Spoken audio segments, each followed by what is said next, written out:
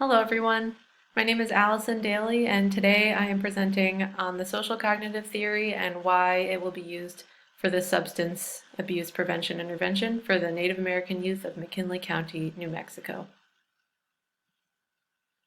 So first I would just like to explain what theory is and why it will be used in this intervention. So theory in general helps to explain why certain behaviors occur in a population and what causes behavior change. It provides the basis for intervention planning, which is, in this case, is substance abuse prevention for Native American adolescents.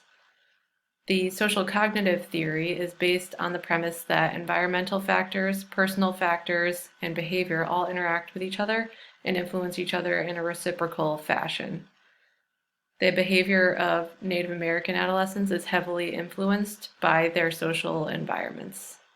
Social cognitive theory can be applied to substance abuse prevention intervention and is conceptualized by understanding these listed constructs.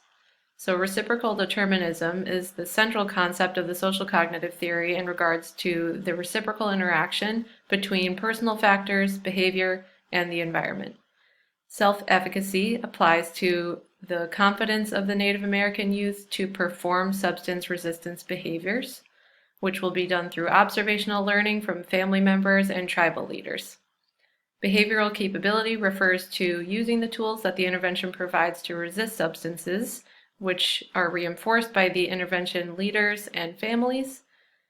Expectations are the consequences of the behavior, so by resisting substances, they are preserving their heritage, respecting their elders, and leading healthier lives.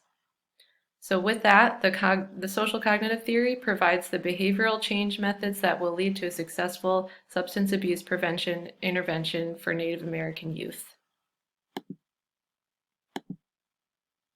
Thank you for listening.